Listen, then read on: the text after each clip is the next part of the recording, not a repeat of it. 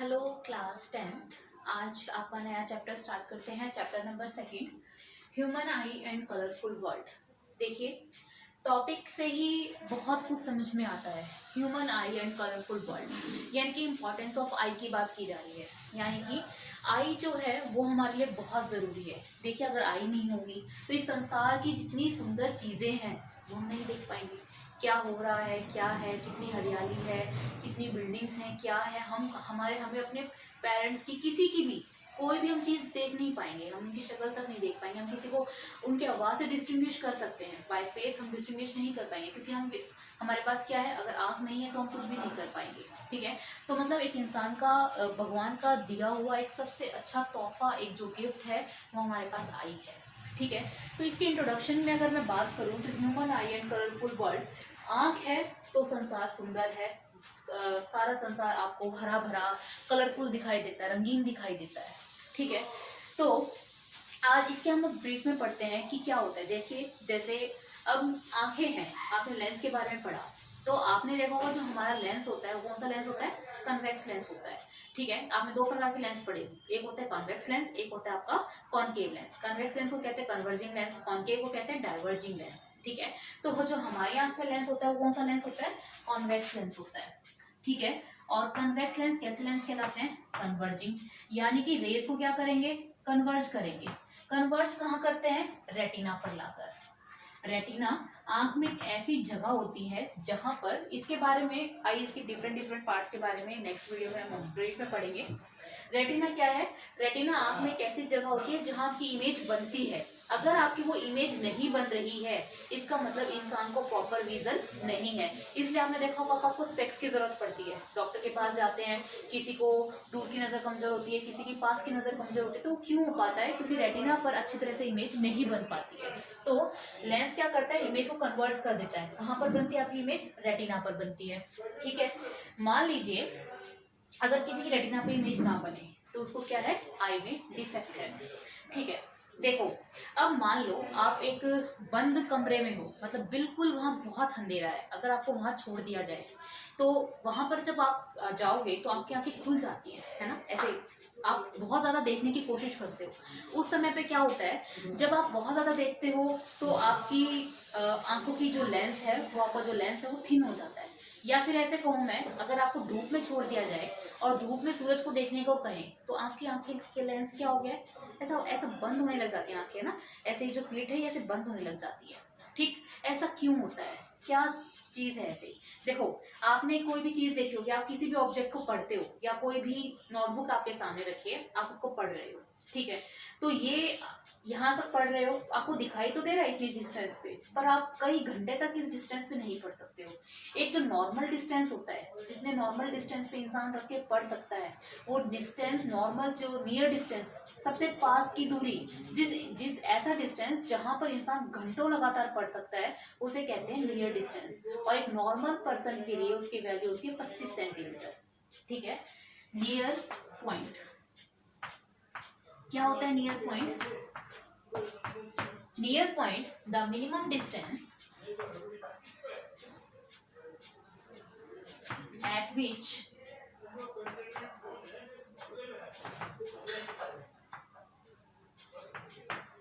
person can see objects distinctly without strain is called near point, and it is also called least distance of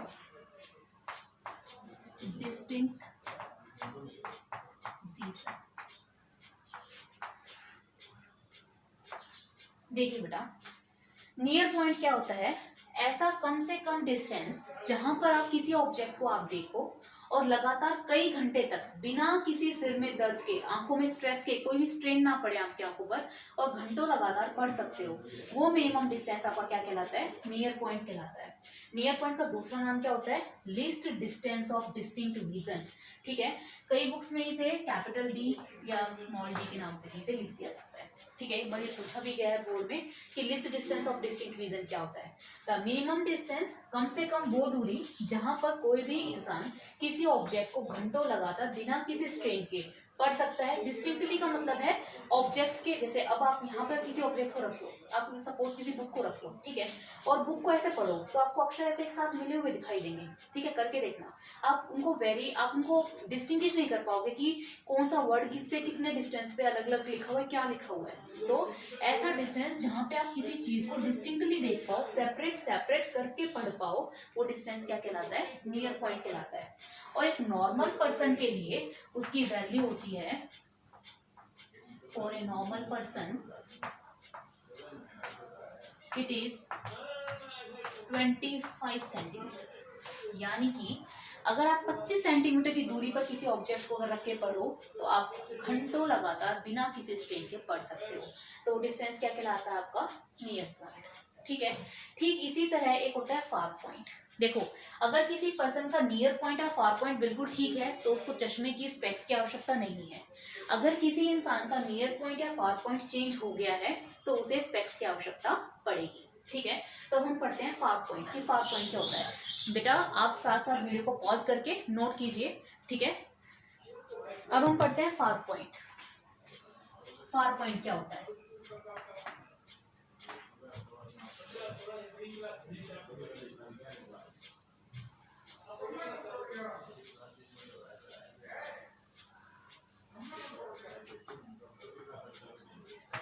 The maximum distance at which person can see objects clearly is called far point. For a normal person,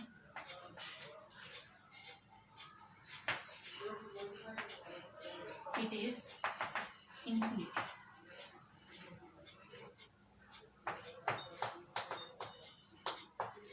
देखिए, हमने दो चीज पढ़ी near point की, कम से कम दूरी कितनी होनी चाहिए? 25 सेंटीमीटर, जहां पर इंसान लगातार घंटों तक पढ़ सके। फार पॉइंट, एक नॉर्मल पर्सन के लिए एक फार पॉइंट की वैल्यू कितनी होती है? इन्फिनिटी।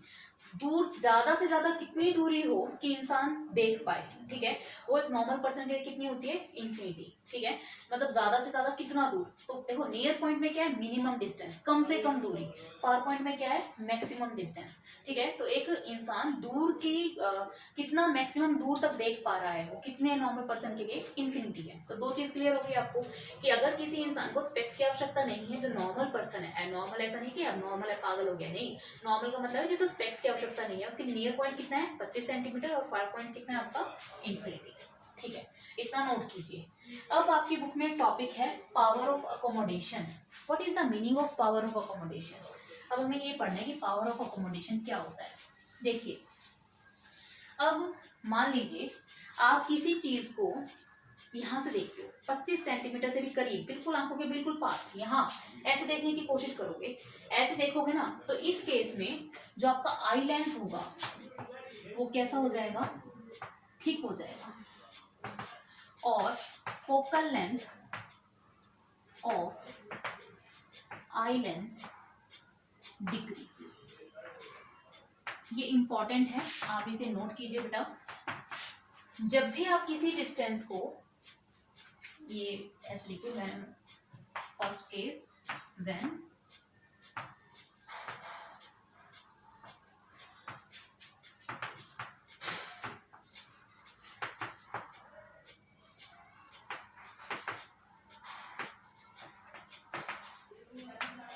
जब किसी ऑब्जेक्ट को आप 25 सेंटीमीटर से भी करीब देखने की कोशिश करते हो तो उस केस में जो आपका आई लेंस है, कन्वेक्स लेंस, वो कैसा हो जाता है? ठीक। आपने ये पढ़ा होगा लेंस में कि लेंस की फोकल लेंथ होती है ना, तो उसमें उसकी फोकल लेंथ क्या हो जाएगी? आई लेंस की कम हो जाएगी। सेकेंडली, जब आप किसी चीज को देखने की कोशिश करते हो दूर, when we see the distant objects, जब आप इस तरह करोगे तो आपका जो आई लेंस है वो कैसा हो जाएगा, थिन, ठीक है, और फोकल लेंथ इंक्रीजेस। ये एक बार 1 नंबर में पूछा गया है कि जब आप किसी ऑब्जेक्ट को, ये आपका एक एनसीईआरटी क्वेश्चन भी है, कि जब आप किसी ऑब्जेक्ट को 25 सेंटीमीटर से दूर पास देखने की कोशिश करते हो तो उस पे आपको दिखाई क्यों नहीं देता है, क्यों नहीं दिखाई देता है? When we see the objects nearer to the 25 centimetre the eye lens becomes thick and the focal length of the eye lens decreases. और जब हम किसी ऑब्जेक्ट को दूर से देखने की, कोई ऑब्जेक्ट दूर है उसे देखने की कोशिश करते हैं तो उसका आई लेंस कैसा हो जाता है, थिन हो जाता है, और फोकल लेंथ आई लेंस की बढ़ जाती है। देखिए, एक केस में आपकी फोकल लेंथ आई लेंस की डिक्रीज हो रही है, एक में आपकी focal length of eye lens increase हो रही है ना। तो यहाँ आ जाइए पावर ऑफ अकोमोडेशन में, यानी कि आपकी आंखों में एक एबिलिटी है, आपकी आंखों की जो आई लेंस है वो कैपेबल है, एक सिचुएशन पे आई लेंस को इंक्रीज कर रहा है, एक पे आई लेंस को डिक्रीज कर रहा है, यानी कि उसको फोकल लेंथ को एडजस्ट करने की उसकी क्या है, क्षमता है। तो वो अकोमोडेशन क्या कहलाता है, the ability of a property of eye lens to adjust its focal length. Focal length को एडजस्ट करने की प्रॉपर्टी क्या कहलाती है, एकोमोडेशन कहलाती है। आई बात समझ में कि ये देखिए, जब आप किसी ऑब्जेक्ट को पास से देखने की कोशिश करते हो, है ना, नियर पॉइंट से भी करीब पास लाने की कोशिश करते हो, तो आपका आई लेंस की फोकल लेंथ क्या हो रही है, डिक्रीज हो रही है, और इस केस में आई लेंस की फोकल लेंथ क्या हो रही है, इंक्रीज हो रही है। तो आपकी आंखों की एडजस्ट करने की क्या कैपेबिलिटी है, वो प्रॉपर्टी क्या कहलाती है, आपकी एकोमोडेशन कहलाती है, ठीक है। पावर ऑफ एकोमोडेशन क्या होगा कि भाई आंखों की कैपेबिलिटी क्या है, the maximum variation of the power of eye lens to focus the far objects as well as near objects on retina. मतलब आपके आंखों की क्या एबिलिटी है कि वो पास के ऑब्जेक्ट्स को और दूर के ऑब्जेक्ट्स को रेटिना पे इंक्रीज और डिक्रीज फोकल लेंथ के साथ क्या कर सके, रेटिना के ऊपर इमेज बना सके, वो क्या कहलाती है, उसकी पावर ऑफ एकोमोडेशन कहलाती है। आई बात समझ में, ठीक है।